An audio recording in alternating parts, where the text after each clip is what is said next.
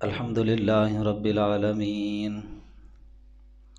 والصلاة والسلام على سيد الأنبياء والمرسلين وعلى آله الطيبين الطاهرين وأزواجه المطهرين وأصحابه المقربين وأولياء أمته وعلماء ملته أجمعين.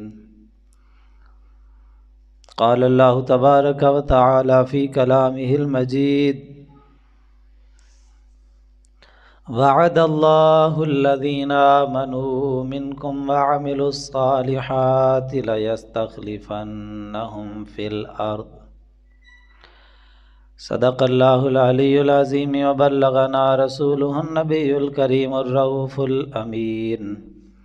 قال اللہ تعالی: ان اللہ وملائکتہ یصلون علی النبی یا ایہا الذین آمنوا صلوا علیہ وسلموا تسلیما. الصلاة والسلام علیک یا سیدی یا رسول اللہ وعلی آلک واصحابک یا حبیب اللہ. الصلاة والسلام علیک یا سیدی یا نبی اللہ وعلی آلک واصحابک یا رحمۃ للعالمین.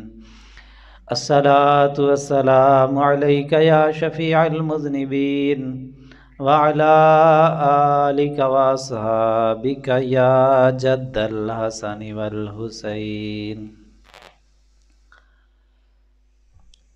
اللہ رب العزت کی حمد و ثنا، نبی مکرم شفیع معظم ہادی دو جہاں سرور سروراں حضور سیدی و مولائی واقعی و ملجائی احمد مجتبیٰ حضور سیدنا محمد مصطفیٰ صلی اللہ علیہ وسلم کی بارگاہ عالیہ میں ہدیہ درود و سلام عرض کرنے کے بعد دعا ہے اللہ رب العزت قادر مطلق کے دربار میں مولا پاک میرے دل، دماغ، زبان اور نگاہ کو نفس اور شیطان کے شر سے اپنی کامل اور دائمی پناہ نصیب فرمائے. ہر وہ کلمہ کہنے کی توفیق عطا فرمائے جس میں خود راضی ہو، اس کا حبیب صلی اللہ علیہ وسلم راضی ہوں. ہر وہ کلمہ میری زبان پہ جاری نہ فرمائے جس میں خود ناراض ہو، اس کا حبیب صلی اللہ علیہ وسلم ناراض ہوں. بیان حق میری زبان پہ جاری فرمائے، سن سنا کے مجھے اور آپ کو اپنے عقیدے اور اپنے عمل کی اصلاح کرنے کی توفیق مرحمت فرمائے. عزیز دوستو، پچھلے جمعۃ المبارک میں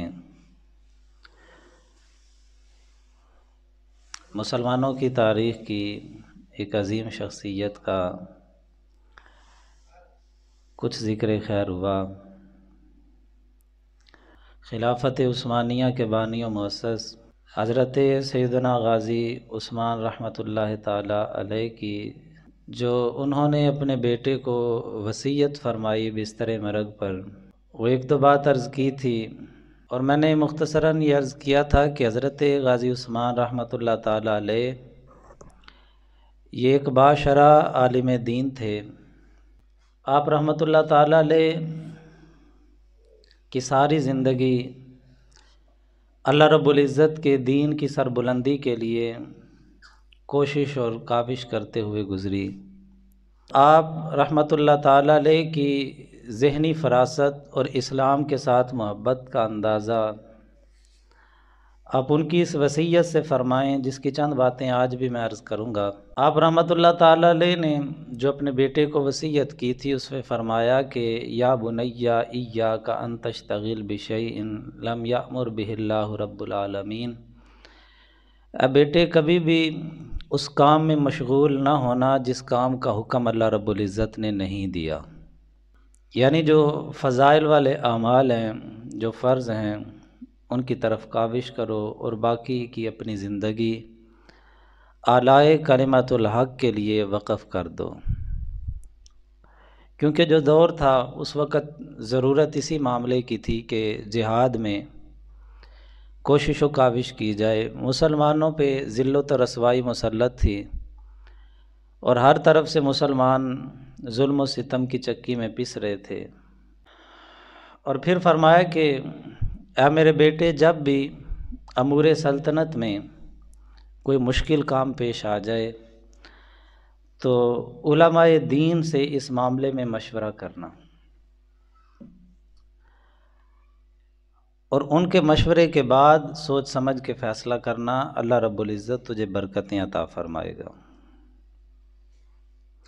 کیونکہ اب دیکھیں کہ حضرت امیر المومنین خلیفہ چہارم حضرت سیدنا مولا علی کرم اللہ وجہ الکریم سے کسی نے پوچھا تھا کہ حضرت، خلفائے ثلاثہ کے دور میں مسلمانوں کی باہم لڑائیاں نہیں ہوئیں جتنی آپ کے دور میں ہوئی ہیں، اس قدر قتل و غارت، اس قدر نزاع، اس قدر جھگڑے نہیں تھے، آپ کے دور میں زیادہ ہیں۔ تو مولا علی شیر خدا رضی اللہ تعالیٰ نے فرمایا کہ ان کو مشورہ دینے والے ہم تھے، ہمیں مشورے دینے والے تم ہو۔ یعنی مشورے کا بڑا اثر ہوتا ہے۔ جو ایسے تو نہیں، کسی سیانے نے کہا تھا کہ انسان کی شخصیت کو پرکھنا ہو تو اس کی مجلس کو دیکھو، اس کے اٹھنے بیٹھنے کو دیکھو، اس کے دوست احباب کو دیکھو جو اسے مشورہ دیتے ہیں،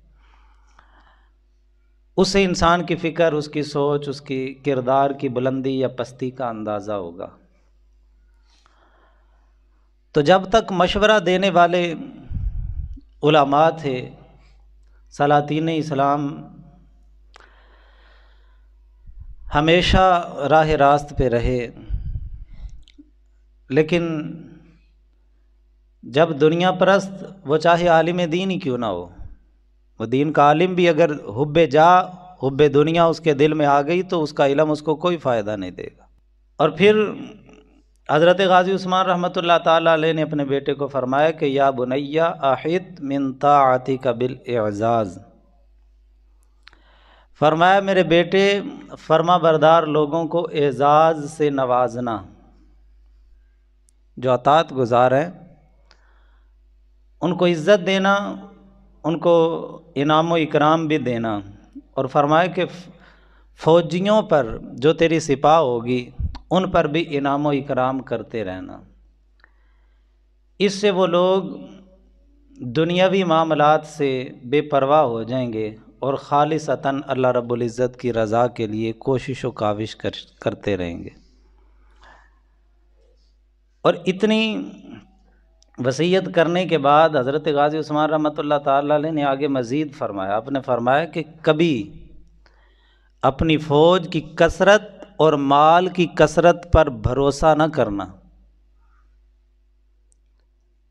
کثرت فوج اور کثرت مال تمہیں ان چیزوں کی وجہ سے شیطان دھوکے میں نہ ڈالے۔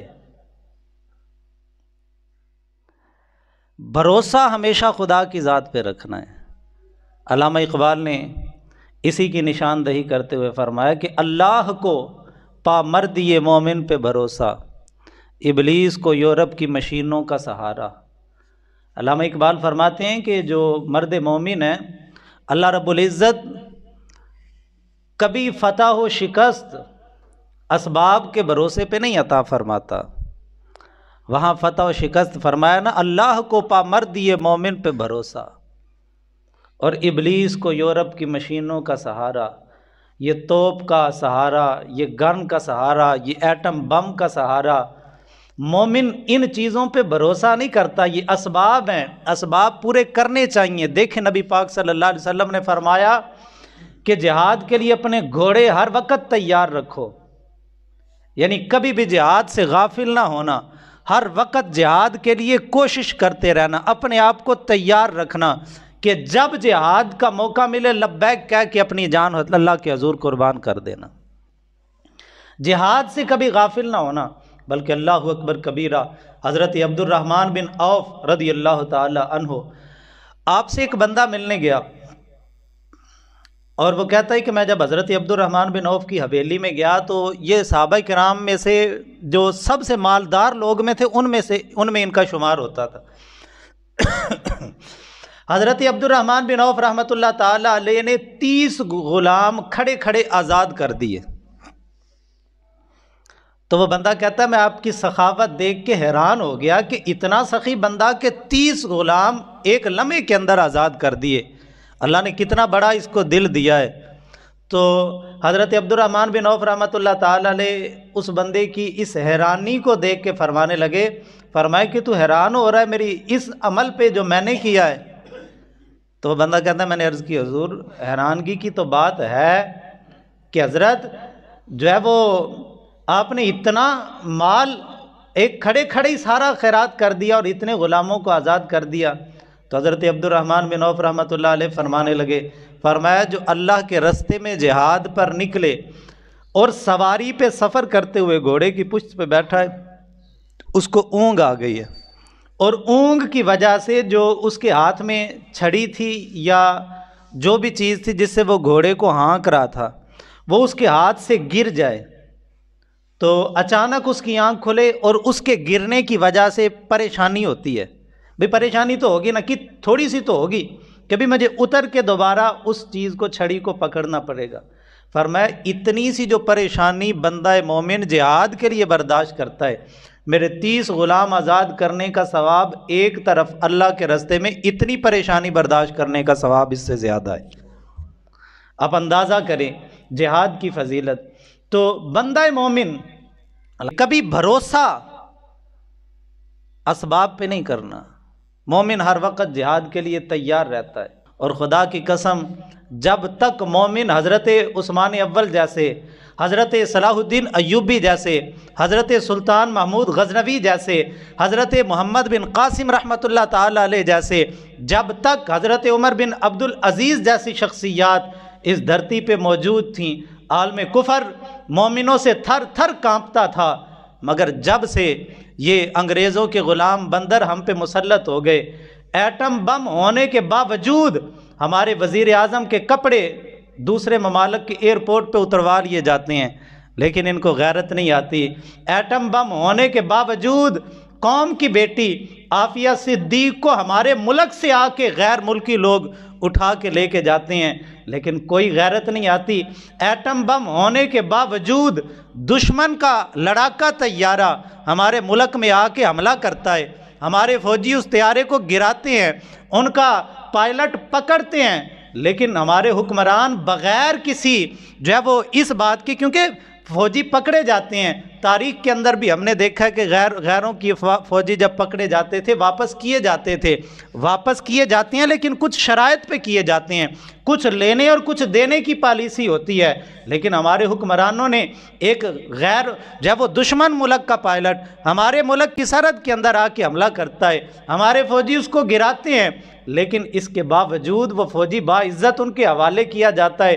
لیکن اور اسی آپ ماضی کے اوراق پلٹتے جائیں، ریمنڈ ڈیوس جو غیر ملکی امریکہ کا جاسوس تھا، اس نے ہمارے ملک کے اندر آ کے ہمارے کئی نوجوانوں کو قتل کیا، اور قتل کرنے کے بعد باعزت اس کو بری کیا جاتا ہے. اور پھر دور کی بات کیا کریں، ایک چوڑی، ایک کتیا، ایک عیسائیہ نے نبی پاک صلی اللہ علیہ وسلم کی شان مقدسہ میں گستاخی کی. اس عورت کی گستاخی کی وجہ سے سلمان تاثیر گورنر پاکستان مارا گیا. اسی کی وجہ سے غازی ملت حضرت غازی ممتاز رحمۃ اللہ تعالی علیہ کو تختہ دار پہ جھولنا پڑا، اور اسی کتیا کی وجہ سے فیض آباد دھرنے کے اندر کئی نوجوانوں کو فائرنگ کر کے شہید کر دیا گیا. اس ایک کی وجہ سے اتنی جانیں گئیں، لیکن ہمارے حکمرانوں نے اسی کو باعزت بری کیا، اور فرانس کے حوالے کرنے کے بعد باہر کے ملکوں کے اندر جا کے بیٹھ کے انٹرویو دیتے ہیں BBC کو، جی ہم نے جو ہے وہ آسیہ مسیح کو تمہارے حوالے کیا. اور جب تک ہمارے حکمران غیرت مند تھے، صلاح الدین ایوبی جیسے، غازی عثمان جیسے، اور محمد بن قاسم جیسے، اور سلطان محمود غزنوی جیسے، شہاب الدین غوری جیسے، جب تک ایسے غیرت مند حکمران ہمارے موجود تھے، عالم کفر تھر تھر کانپتا تھا. یار ایمانداری سے بتائیں، اور بغیرتوں کے کیا سینگ ہوتے ہیں؟ ہمارے ملک کا وزیر اعظم ہو اور دوسرے ملک کے ایئرپورٹ پہ اس کے کپڑے اتروا لیے جائیں. فارض شاہ رحمۃ اللہ علیہ نے ایسے نہیں فرمایا تھا 13ویں صدی دا طور پھریا، اٹھ گئی جہان تو میر میاں، تیاں ماپیاں تو محور منگن رنا مرداں تو گئیاں ویر میاں او لنڈی رن دا پتر دلیر بنیا گلاں پرے وچ کردا اے ٹھیر میاں او وارث شاہ ہن دور نے گدڑاں دے نیویں پا کے تے لنگ دے شیر میاں۔ بہرحال مومن کا بھروسہ ہمیشہ خداوند قدوس کی ذات والا صفات پہ ہوتا ہے۔ اور پھر آگے قاضی عثمان رحمۃ اللہ تعالی علیہ اپنے بیٹے کو فرماتے ہیں، فرمایا بیٹا خبردار خبردار کبھی اہل شریعت سے دور نہ ہونا۔ آج تو شریعت اور طریقت کا رستہ ہی ہم نے جدا جدا کر دیا، اور جس بندے کو جس کی پوچھل پہ پاؤں رکھو نا وہی عاشق بنا ہوا ہے۔ جس کو نماز کے لیے کو کہتا جی ساڑی پڑھی پڑھائی ہے، اسی عاشق لوگ ہیں، ساڑیاں نیتیاں نے، ہر جس کی دم پہ پاؤں رکھو وہی عاشق ہے، وہی جناب والا ساری منزلیں عبور کر کے بیٹھا ہوا ہے، اور وہ کہتا جی بس میں تو وہ ہوں کہ جس کا کسی کو پتہ ہی نہیں۔ لیکن اللہ اکبر کبیرہ، اتنے بڑے عالم دین اور خلافت عثمانیہ جن کی اولاد کو اللہ نے 600 سال حکمرانی نصیب فرمائی، اتنی عظیم شخصیت اپنے بیٹے کو وصیت کرتے ہوئے فرماتے ہیں، اے میرے بیٹے تو جانتا ہے ہمارا مقصد ہمیشہ اللہ رب العزت کی رضا حاصل کرنا ہے، اور یہ یعنی وہ فرما رہے ہیں کہ ہم اللہ کی رضا کے لیے جو بھی کرتے ہیں نہ دنیا کے مال و متاع کے لیے، نہ کسی اور مقصد کے لیے، نہ جاہ و منصب کے لیے، نہ اپنی سلطنت کو وسیع کرنے کے لیے، نہ مال و دولت اکٹھا کرنے کے لیے، کوئی غرض نہیں ہے ہماری غرض و غایت اگر ہے تو وہ فقط یہی ہے کہ اللہ راضی ہو جائے۔ مومن تلوار اٹھاتا ہے اللہ کی رضا کے لیے۔ اور آگے آپ نے فرمایا کہ بیٹا ہم جہاد کی برکت سے ساری دنیا میں اپنے دین کے نور کو عام کر سکتے ہیں۔ بڑی کمال کی بات کر دی۔ آپ فرماتے ہیں کہ دین کا نور، آپ دیکھیں کہ ہمیشہ علاقے جنگوں سے فتح ہوتے ہیں۔ آج ایک جملہ بولا جاتا ہے، کہتے ہیں جی اسلام تلوار کا نہیں پیار کا مذہب ہے، اسلام تلوار سے نہیں پیار سے پھیلا ہے۔ اور میرے بھائی اسلام تلوار سے بھی پھیلا ہے، اسلام پیار سے بھی پھیلا ہے۔ علاقے ہمیشہ جنگوں سے فتح کیے جاتے ہیں، اور ان علاقوں میں اپنے دین کا اثر و رسوخ ہمیشہ پیار سے پھیلایا جاتا ہے۔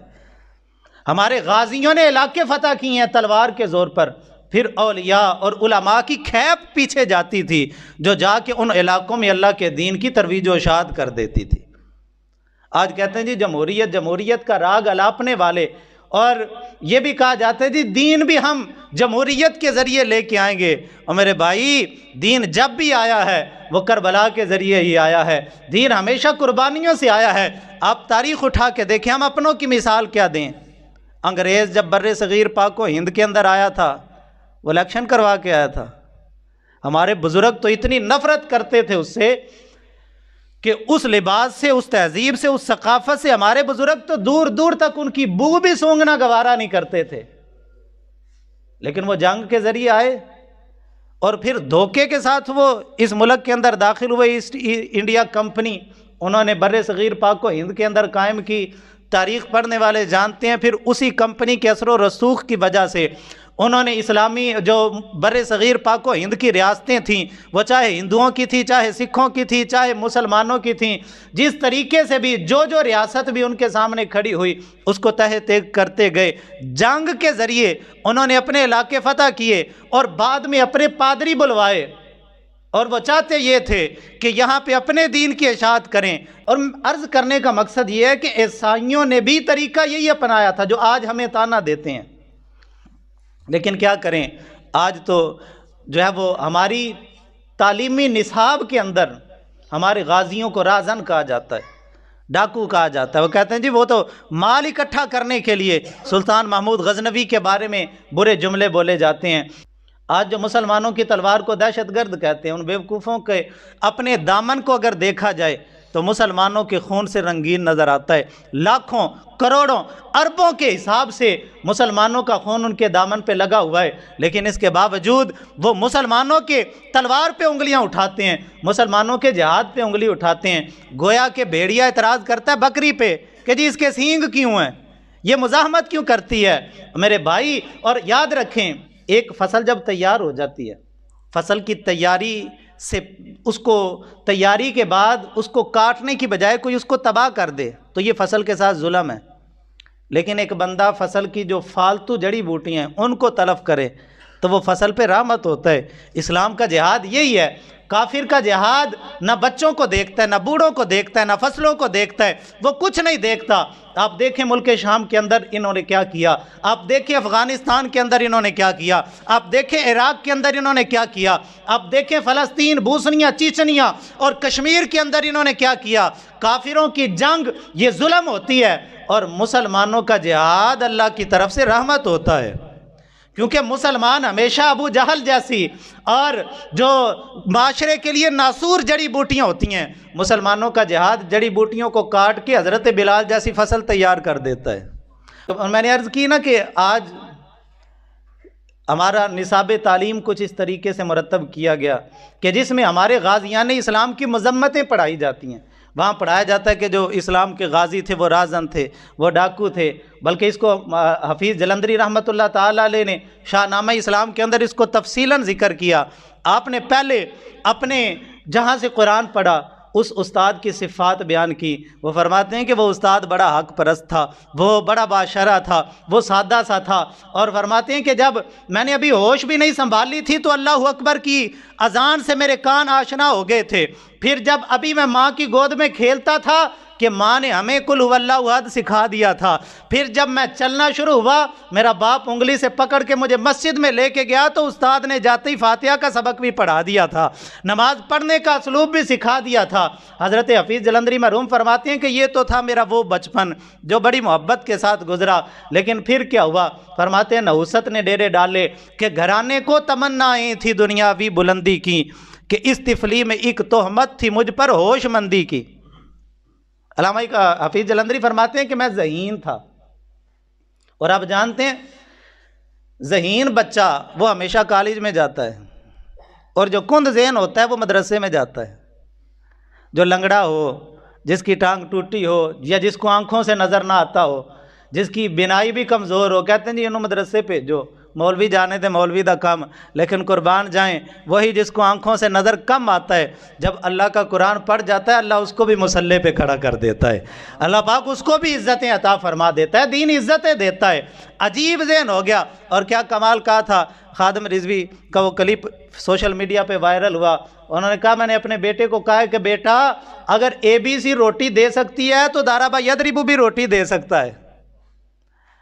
اگر اور یار ایمانداری سے بتائیں آپ کا بیٹا پورا انگریزوں کی طرح انگریزی بولتا ہو، آج تو قرآن پاک کی طرف بھی توجہ نہیں نا۔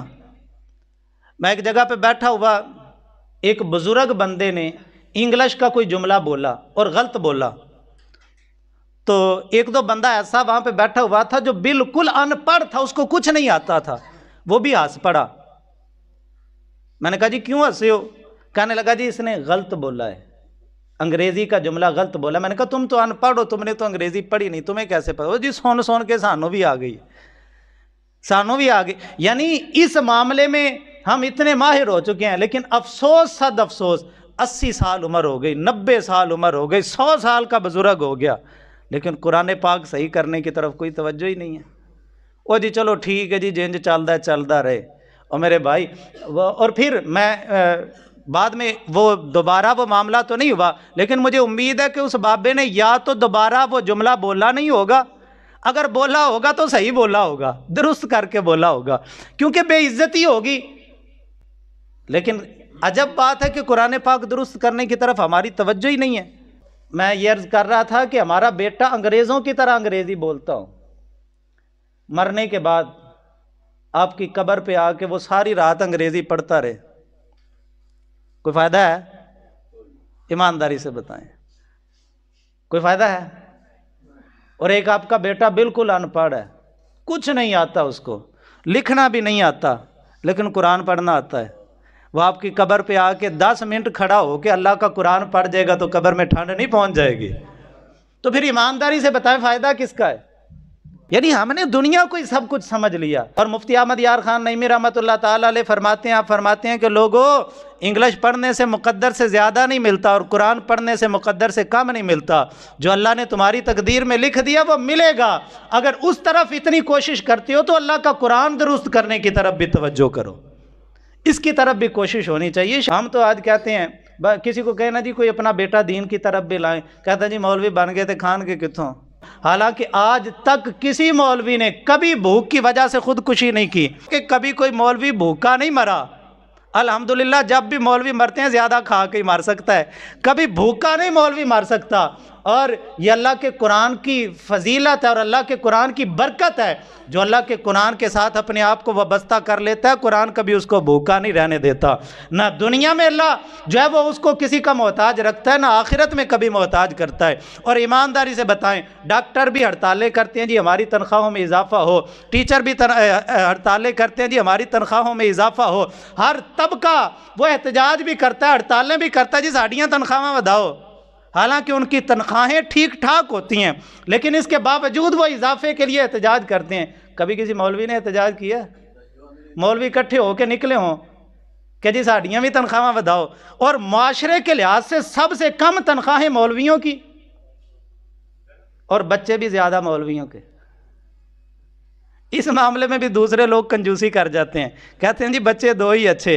اور الحمدللہ یہ ان کو پتہ نہیں نا، اللہ قرآن پاک میں فرماتا ہے وَمَا مِن دَابَّةٍ فِي الْأَرْضِ إِلَّا عَلَى اللَّهِ رِزْقُهَا۔ ہم نے جو ذی روح بھی دنیا میں بھیجنا ہے اس کا رزق اللہ نے پہلے لکھ کے بھیجنا ہے۔ ہمارے لوگ پریشان ہو جاتے ہیں جی بچے بہتے ہو گئے تھے کھان کے کتوں۔ اور یار ایمانداری سے بتائیں، جس کے 10 بچے ہوں اور ایک کے صرف 2 ہوں، دونوں ہی بیٹے ہوں، دوسرے کے 10 بیٹے ہوں، اللہ کا بھی جہاد کا موقع لے آئے، سلطان اسلام اعلان کر دے جی جہاد کے لیے نکلنا ہے، تو جس کے 10 ہوں گے وہ تو کہے گا جی میں 5 بھی بھیج دما تے خیر ہے۔ اور جس کے بیچارے کے ہے ہی 2، اس نے دونوں کو ہی اندر کنڈی لگا کے بٹھا دینا، تسی اندر ہی رہو، ہے ہی 2۔ اسلامی لحاظ سے بھی دیکھیں اس کا نقصان کتنا ہے، اور معاشرتی لحاظ سے دیکھیں جس کے 10 بیٹے ہوں، لڑائی ہو جائے، لڑائیاں ہو ہی جاتی ہیں نا، ایک کے 2 ہوں دوسرے کے 10 ہوں، تو فائدہ کس کا ہے؟ معاشرتی لحاظ سے بھی فائدہ ہے اور دینی لحاظ سے بھی فائدہ، ہر لحاظ سے۔ کثرت اولاد، نبی پاک صلی اللہ علیہ وسلم نے فرمایا تھا، مصطفیٰ جان رحمت نے فرمایا قرب قیامت ایسا زمانہ آئے گا کہ لوگ کثرت اولاد کو آر سمجھیں گے، اور وہ آ گیا۔ جس کے زیادہ بچے ہوں لوگ مذاق کرتے ہیں، ان پہ استہزائیہ جملے بولے جاتے ہیں، اور یہ میرے مصطفیٰ کریم علیہ السلام نے 1400 سال پہلے فرما دیا تھا۔ فرمایا قرب قیامت میں ایسا دور آئے گا کہ لوگ کثرت اولاد کو باعث عار سمجھیں گے، باعث شرمندگی سمجھیں گے، اور اسی شرمندگی کی وجہ سے اکثر لوگ کثرت اولاد سے ہاتھ روک لیتے ہیں، کہتے ہیں جی لوگ تانے دیں گے، برادری کیا کہے گی، قبیلہ کیا کہے گا، بھائی کیا کہے گا، فلاں کیا کہے گا، یعنی شرمندگی کا باعث بن گیا۔ اور میرے مصطفیٰ کریم علیہ السلام نے جو فرما دیا تھا، بہرکیف تنخواہیں بھی کم مولویوں کی، بچے بھی زیادہ مولویوں کے، لیکن احتجاج آج تک نہیں کیا، اور بھوکا آج تک کوئی مولوی نہیں مرا۔ بہرکیف حفیظ جلندری فرماتے ہیں میں بچپن میں ہی ذہین تھا اور گھرانے کو تمنائیں تھی کہ دنیا کا کوئی عہدہ مل جائے۔ انہوں نے پھر فرماتے ہیں مجھے مسجد سے مکتب کی طرف تقدیر نے کھینچا، تنازع للبقا کی آہنی زنجیر نے کھینچا، اور وہ مکتب پہلا زینہ تلقین بے دینی دکھاتے ہیں جہاں آئین خود بینی۔ خدا کی قسم جب تک ہمارے سلاطین اسلام مسجد سے تیار ہوتے تھے، اللہ کا قرآن پڑھ کے تیار ہوتے تھے، حدیث مصطفیٰ پڑھ کے تیار ہوتے تھے، تاریخ اسلامی پڑھ کے تیار ہوتے تھے، وہ کبھی ٹیپو سلطان ہوتے تھے، وہ کبھی صلاح الدین ایوبی ہوتے تھے، کبھی شہاب الدین غوری ہوتے تھے، کبھی سلطان محمود غزنوی ہوتے تھے، کبھی سلطان عثمان اول ہوتے تھے، کبھی سلطان محمد فاتح قسطنطنیہ ہوتے تھے۔ جب تک سلاطین اسلام کا تعلق اسلام کی تاریخ سے رہا ہے، ہمیشہ غیرت مند حکمران ہمیں ملے ہیں، لیکن جب سے ہمارے حکمران یورپ سے تیار ہو کے آنے شروع میں، کہتے ہیں جو آکسفورڈ سے پڑھے ہوئے ہیں، یہ جی فلاں یونیورسٹی سے فارغ ہو کے بیڑا ہی غرق کر دیے ان لوگوں نے۔ اور حفیظ جلندری نے پہلے ہی فرما دیا، فرماتے ہیں کہ پہلا زینہ تلقین بے دینی دکھاتے ہیں جہاں آئین خود بینی، اور خود بین بندہ۔ اب دیکھیں انسانوں کی کچھ اقسام ہوتی ہیں، ایک طبقہ وہ ہے جو اپنا نقصان کر کے بھی دوسروں کا فائدہ کرتا ہے، یہ بڑا اعلیٰ طبقہ ہوتا ہے۔ बेहतरीन इंसान अपना नुकसान होता है तो हो जाए यार मेरे गवांडी दा ते ना होए। और दूसरा तबका वो होता है जो अपना फ़ायदा करता है लेकिन दूसरे का नुकसान नहीं करता, ये भी चलो कुछ हद तक बायस फ़ायदा होता है। और एक वो होता है जो सिर्फ अपना उल्लू सीधा करता है। ये खुद बीन लोग होते हैं कि अपने फ़ायदे के लिए जो कुछ भी करना पड़े वो कर गुजरते हैं। और हफीज़ जलंधरी फरमाते हैं कि ये वही है, फरमाते हैं कि मैं यूरोप में गया था, वहाँ की यूनिवर्सिटियों को मैं अंदर से फिर के आया हूँ, मैंने यही देखा है कि वह मकतब पहला जीनाए तलकीन बेदीनी दिखाते हैं जहाँ आईने खुद बीनी। ये लोग इंसान को खुद बीन बना देते हैं, बस अपना उल्लू सीधा करो। और अगर पंजाबी ज़ुबान में कहें तो डोबदिया नाल भी ठगी, यानी किसी हालत में ये लोग माफ़ नहीं करते। जलज़ला आया, इन्होंने जलज़ले के फंड की मद में लोगों को लूटा, और अब कोरोना आया, कोरोना के फंड की मद में इन्होंने अपनी आवाम को जलील और रुसवा किया। हर तरीके से जैसे इनका बस चला इन्होंने कहा बस अपना आप लूटो। बल्कि ये जो है वो एक वायरल हुआ था एक स्कैंडल, एक अदाकारा है कोई हमारे पाकिस्तान की, उसने फंड इकट्ठा किया और दुबई में जाके फ्लैट खरीद लिया, खुद भी इन लोग। और आगे हफीज़ जलंधरी फरमाते हैं जहाँ देते हैं पहला दर्स मजहब से बगावत का, जहाँ देते हैं तुख्म अव्वली नस्ली अदावत का। यार हम हैरान होते हैं, यार सिंधी पंजाबी से लड़ रहा है, बलोची के दिल में पंजाबियों की अदावत के ढेर भरे हुए हैं। और जब वो सिंधी पंजाबी बलोची और सरहदी इन लोगों, आप देखिए कि पठानों को लोग इस्तेज़ा की निगाह से देखते हैं और इन पे इस्तेज़ाइया जुमले कसे जाते हैं, इनको लोग मजाक करते हैं, जी पठान ऐसे होते हैं, पठान वैसे होते हैं। पठान ज़्यादातर शरीयत के पाबंद होते हैं, वो अल्लाह रसूल के हुक्मों के फरमा बरदार होते हैं। भाई वो अगर पठान है, पठान बाद में है, पहले मुसलमान है। अगर कोई सिंधी है, वो सिंधी बाद में है, पहले मुसलमान है। अगर कोई पंजाबी है, वो पंजाबी बाद में है, पहले मोहम्मद मुस्तफ़ा का ग़ुलाम है।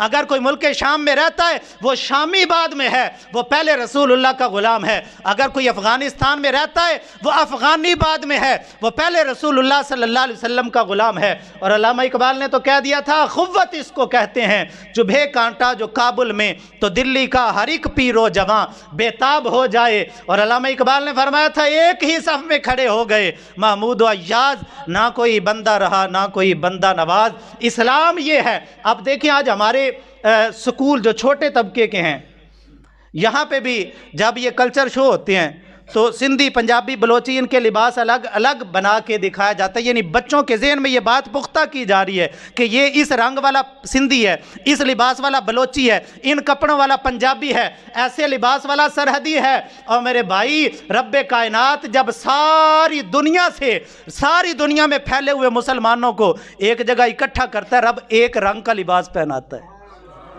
रब सर से नंगा कर देता है। अल्लाह पाक फरमाता है एक लिबास, एक कैफियत, और एक रब के आगे सर सजदे में फेंक के, ना कोई पंजाबी, ना कोई बलोची, ना कोई सरहदी, ना कोई अफगानी, ना कोई इराकी, ना कोई यमनी, सारे एक खुदा के बंदे हैं। रब्बे कायनात वालों को यही बताना चाहते हैं। और इकबाल ने भी यही पैगाम दिया था, फरमाते हैं एक हो मुस्लिम हरम की पासबानी के लिए, नील के साहिल से लेके ताबखा के काशगर। अल्लामा इकबाल फरमाते हैं जब तक मुसलमान ऐसे नहीं होंगे तब तक कुफार तुम्हारे टोटे टोटे करते रहेंगे, और जब मुसलमान इकट्ठे हो जाएंगे काफिर खुद ब खुद दूर भाग जाएंगे।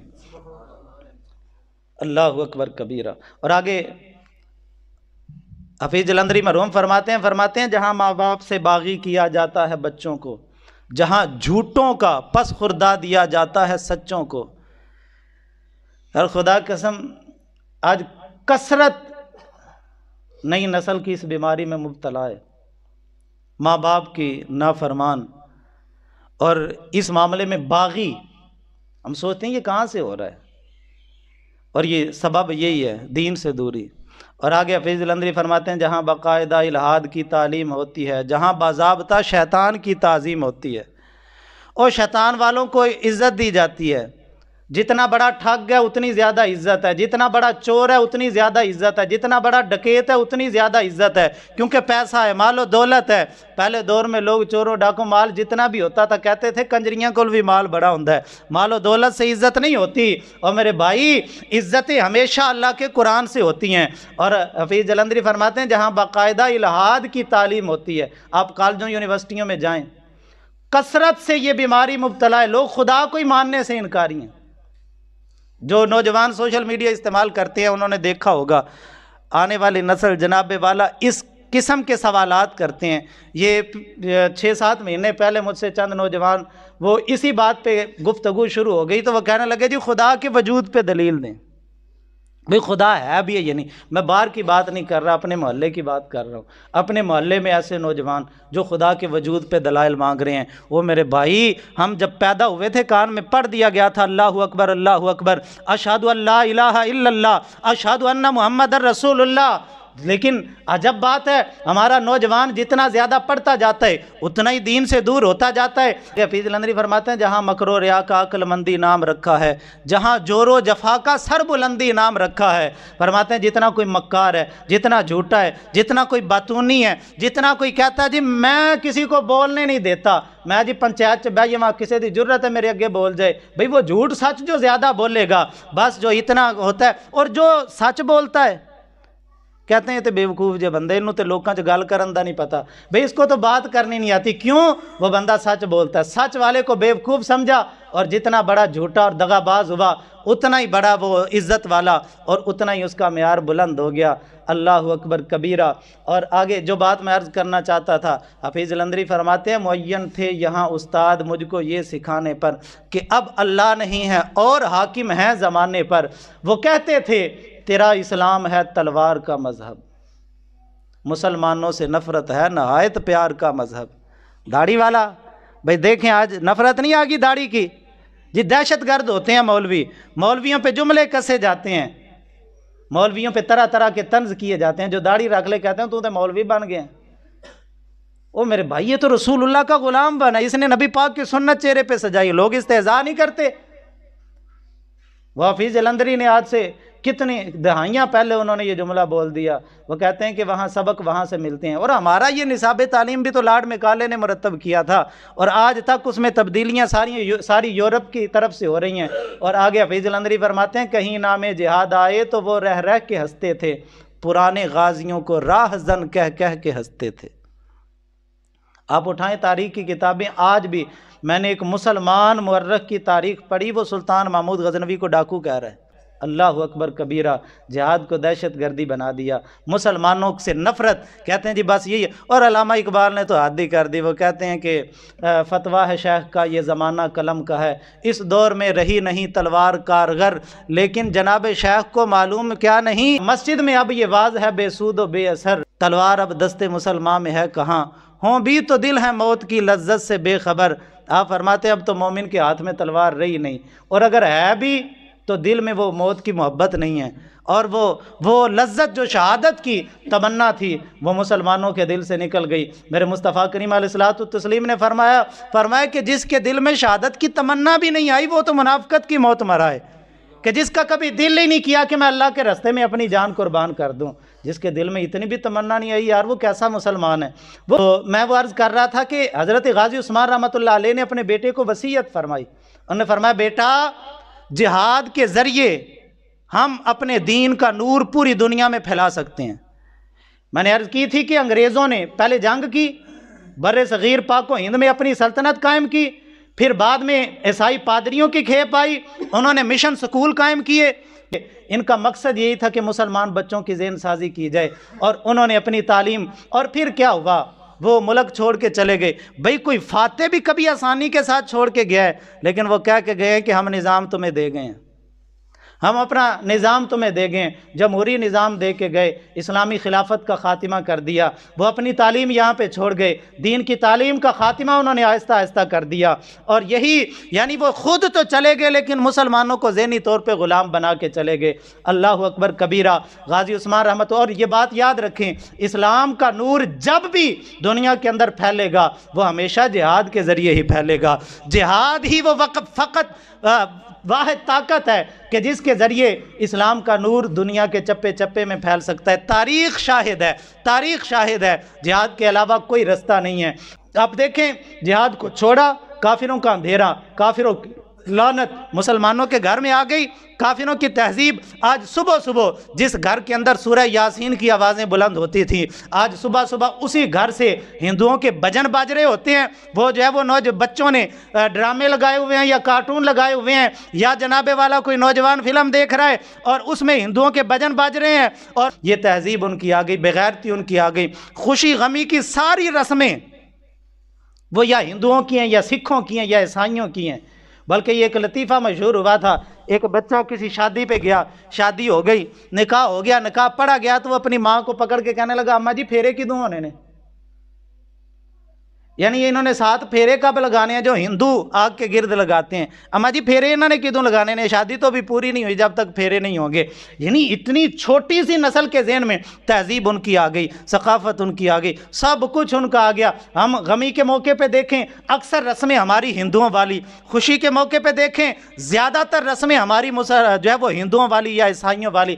صرف آج آ کے ایک نکاح رہ گیا ہے، یعنی ایجاب و قبول جو مولوی صاحب نے پڑھانا ہے، بس وہ رہ گیا ہے۔ اور یا کہتے ہیں جی وہ ولیمہ ہے، اور ولیمے پہ بھی جو ہوتا ہے وہ تو بس جو ہے وہ ہر ایک کے سامنے ہے۔ لیکن بس یہ 2-4 چیزیں رہ گئی اسلام والی، باقی سب کچھ ہے یا عیسائیوں کا ہے یا ہندوؤں کا ہے یا کسی اور مذہب کا ہے۔ مسلمانوں کا نور ختم ہو گیا ہمارے گھروں سے۔ جب وہ نور گیا، خدا کی قسم جب وہ نور چلا گیا اندھیرا آ گیا، پھر ذلت و رسوائی ہمارا مقدر ہو گئی۔ اللہ اکبر کبیرہ۔ پھر نہ مولوی کا گھر بچا، نہ حاکم کا گھر بچا، نہ پیر کا گھر بچا۔ مولویوں کے گھر میں بھی بے پردگی آ گئی، پیروں کے گھر بھی بے پردہ ہو گئے۔ ہر گھر کے اندر یہ جو ہے وہ کافروں کا اور ہندوؤں کا اندھیرا آ گیا۔ وجہ یہ تھی۔ اور آپ دیکھیں غازی عثمان رحمۃ اللہ تعالی علیہ آج سے تقریباً 7 صدیاں پہلے کے وہ بزرگ ہیں اور حاکم وقت ہیں، اور وہ اپنے بیٹے کو وصیت کر رہے ہیں شریعت پہ پابند رہنا، شریعت والوں کے ساتھ رہنا، جہاد کو نہ چھوڑنا، کہ جہاد کے ذریعے ہی تو اپنے دین کا نور کائنات میں پھیلا سکتا ہے۔ یار اندازہ کریں جس دور کے حاکموں کی سوچ اتنی بلند ہے، اس دور کے علماء کی سوچ کتنی بلند ہوگی۔ اور پھر آگے فرمایا بیٹا ہم ان لوگوں میں سے نہیں کہ جو اپنی سلطنت کی وسعت کے لیے لڑتے ہیں، جنگیں کرتے ہیں، یا لوگوں کو غلام بنانے کے لیے جنگیں کرتے ہیں۔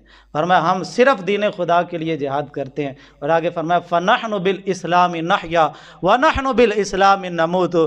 فرمایا بیٹا خدا کی قسم ہم زندہ ہیں تو اسلام کے ساتھ، ہم مریں گے تو اسلام کے ساتھ۔ یہی سبق تو اللہ پاک نے مصطفیٰ جان رحمت کو پڑھایا تھا۔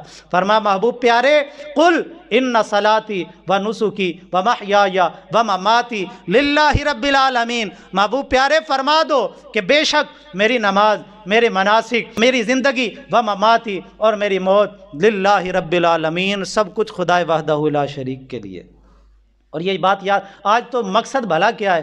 بس زندہ ہیں کھانے کے لیے، کمانے کے لیے، عیاشی کے لیے۔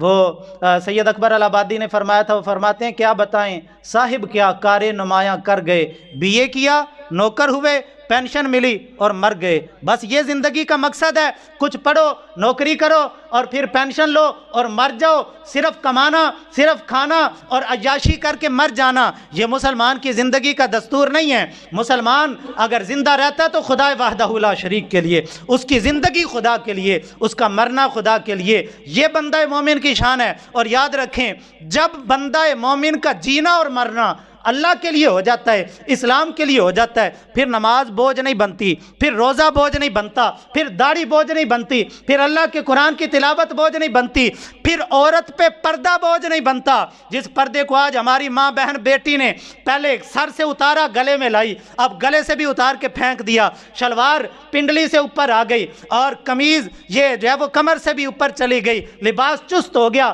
اور لباس باریک ہو گیا، پردہ ختم ہو گیا، حیا ختم ہو گئی، غیرت ختم ہو گئی، اور یہ سب کچھ چلا گیا۔ جب تک جینا مرنا اسلام کے لیے تھا پھر یہ چیزیں بوجھ نہیں تھیں، لیکن جب جینا مرنا دنیا کے لیے ہو گیا پھر کیا ہوا؟ پردہ بھی بوجھ بن گیا، جی میرا سانس گھٹتا ہے۔ ہماری عورت کہتی ہے میرا سانس گھٹتا ہے اس پردے کے اندر، وہ کہتی ہے جی میں اب چار دیواری کے اندر قید ہو کے رہ جاؤں، بھئی میں باہر نکلوں ہی نا، میں فلاں کام بھی کروں گی، فلاں کام بھی کروں گی۔ لیکن خدا کی قسم جب تک بیبیاں تھیں اللہ رسول کی فرما بردار، جن کی زندگی اور جن کا جینا اور مرنا اللہ کے لیے تھا، وہ کہتی تھیں اور ہم نے میرے استاد محترم ایک قصہ سنایا کرتے تھے، وہ کہتے تھے یہ آج سے کوئی ایک صدی پہلے یہ سندھ والی سائڈ پہ ایک عورت، اس کی جھگی کو آگ لگ گئی،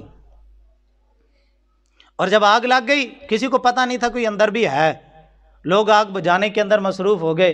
جب آگ بجھ گئی تو اندر بی بی بیٹھی ہوئی تھی، بی بی بیٹھی ہوئی تھی اندر، وہ بیبیاں جو علاقے کی تھیں وہ اکٹھی ہو کے اس کی عیادت کے لیے بھی گئیں، اور جا کے کہنے لگی تو باہر ہی نہیں نکلی، تو باہر ہی نہیں نکلی، باہر نکلتی اور اپنی جان تو بچاتی۔ وہ کہتی میں نے کبھی دروازے سے باہر قدم ہی نہیں رکھا، اور میں نے پاؤں رکھا ہی نہیں، تو میں کیسے نکلوں باہر؟ اتنی باپردہ، کیونکہ ان کا جینا اور مرنا اسلام کے لیے تھا۔ اور جب جینا اور مرنا اسلام کے لیے ہوتا ہے، میں نے عرض کر دی، جب جینا مرنا اسلام کے لیے پھر کوئی چیز بوجھ نہیں ہوتی، پھر یہ نہیں کہا جاتا جی بڑا اوکھا ہے، وہ جی دین تے چلنا بڑا اوکھا ہے، جی کینج چلیے۔ میرے بھائی جب جینا مرنا اللہ رسول کے لیے ہوتا ہے پھر دین مشکل نہیں ہوتا، دین آسان ہو جاتا ہے، اور پھر دین باعث رحمت ہو جاتا ہے، کیونکہ دین ہے ہی رحمت، دین ہے ہی رحمت۔